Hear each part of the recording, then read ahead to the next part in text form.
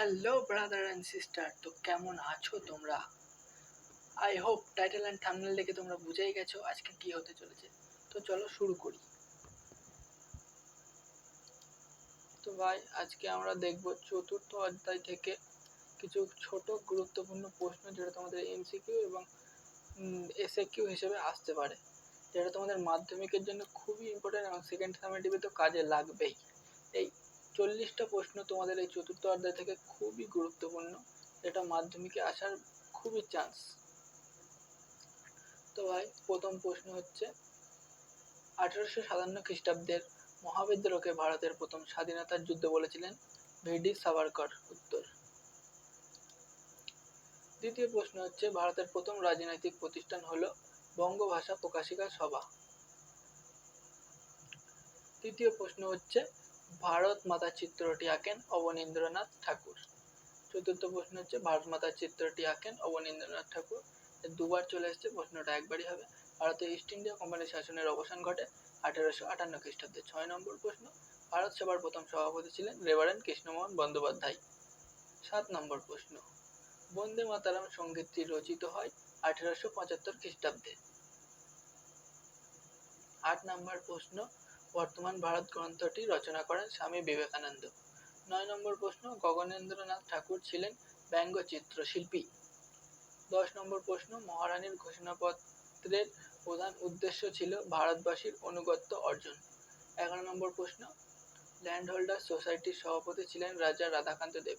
12 নম্বর প্রশ্ন হিন্দু মেলার সম্পাদক ছিলেন নবগোপাল মিত্র। মহারানীর ঘোষণা 13 নম্বর প্রশ্ন মহারানীর ঘোষণাপত্র অনুযায়ী ভারত সরাসরি ইংল্যান্ডের শাসনের অধীনে এসেছিল। 14 নম্বর প্রশ্ন ইলবার্ট বিল বিতর্কে মুখ্য ভূমিকা নিয়েছিল ভারত সভা। 15 নম্বর প্রশ্ন জমিদার সভা গড়ে উঠেছিল জমিদারদের স্বার্থ রক্ষার জন্য। 16 নম্বর প্রশ্ন 76-এর মন্বন্তরের মর্মস্পর্শী বর্ণনা আছে আনন্দমঠ উপন্যাসে। আনন্দমঠ উপন্যাসের পটভূমি ছিল সন্ন্যাসী ফকির বিদ্রোহ। 18 নম্বর প্রশ্ন ভারতের রাজপ্রতিনিধি হিসেবে প্রথম নিযুক্ত হন লর্ড ক্যানিং। 19 নম্বর প্রশ্ন ভারত সভার কার্যক্রমে যুক্ত ছিলেন সুরেন্দ্রনাথ বন্দ্যোপাধ্যায়।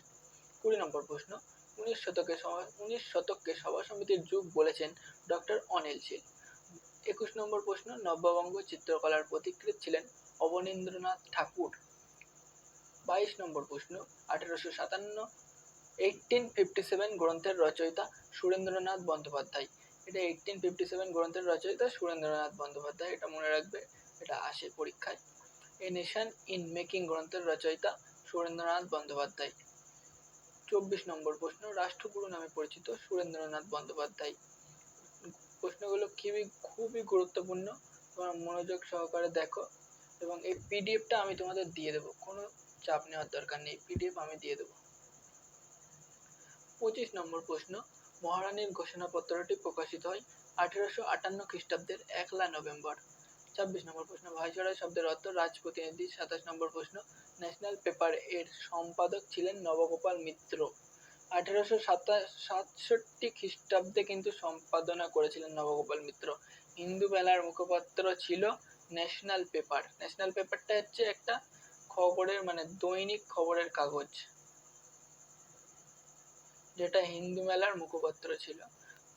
29 নম্বর প্রশ্ন ভারতের জাতীয়তাবাদের জনক বলা হয় স্বামী বিবেকানন্দকে। 30 নম্বর প্রশ্ন আনন্দমঠ উপন্যাসে সন্ন্যাসী ফকির বিদ্রোহের উল্লেখ পাওয়া যায়।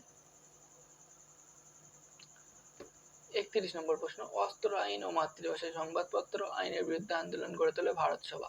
32 নম্বর প্রশ্ন লর্ড রিপন ইলবার্ট বিল পাশ করেন 1883 খ্রিস্টাব্দে। 33 নম্বর প্রশ্ন সর্বভারতীয় জাতীয় সম্মেলন অনুষ্ঠিত হয় 1883 খ্রিস্টাব্দে। 34 নম্বর প্রশ্ন মহারানী ভিক্টোরিয়া ভারত সাম্রাজ্য উপাধি পান 1877 খ্রিস্টাব্দে। 35 নম্বর প্রশ্ন পুনা সার্বজনীন সভা প্রতিষ্ঠা করেন মহাদেব গোবিন্দ রানাডে। 36 নম্বর প্রশ্ন মহাজন সভা প্রতিষ্ঠিত হয় মাদারাজে। 37 নম্বর প্রশ্ন হিন্দু মেলার অপর নাম চৈত্র মেলা। 38 নম্বর প্রশ্ন দমনমূলক অস্ত্র আইন পাশ করেন লর্ড লিটন। 39 নম্বর প্রশ্ন ভারত সভার মুখপাত্র ছিল বেঙ্গলি পত্রিকা। 40 নম্বর প্রশ্ন বেঙ্গলি পত্রিকার সম্পাদক ছিলেন সুরেন্দ্রনাথ বন্দ্যোপাধ্যায়। তো দেখো ভাই, তোমাদের যদি এই পিডিএফটা দরকার পড়ে তাহলে স্ক্রিনে দেওয়া নাম্বারটাতে তোমরা হোয়াটসঅ্যাপ করো, আমি তোমাদের পিডিএফ শেয়ার করে দেবো। নাম্বারটা হচ্ছে 8240756426। এই নাম্বারে তোমরা হোয়াটসঅ্যাপ করো, আমি দিয়ে দেবো তোমাদের পিডিএফ, কোনো চাপ নেওয়ার দরকার নেই। আর এই প্রশ্ন 40টি প্রশ্ন তোমাদের খুবই ভালো করে পড়বে, তোমাদের খুবই ইম্পর্টেন্ট এই প্রশ্নগুলো চতুর্থ অধ্যায় থেকে। মাধ্যমিকের জন্য সেকেন্ড সামেটিভে তোমাদের ইম্পর্টেন্ট আছে, তোমরা পড়লেই বুঝতে পারবে, সেকেন্ড সামেটিভ পরীক্ষাটা দেবে যখন তখন তোমরা বুঝতে পারবে।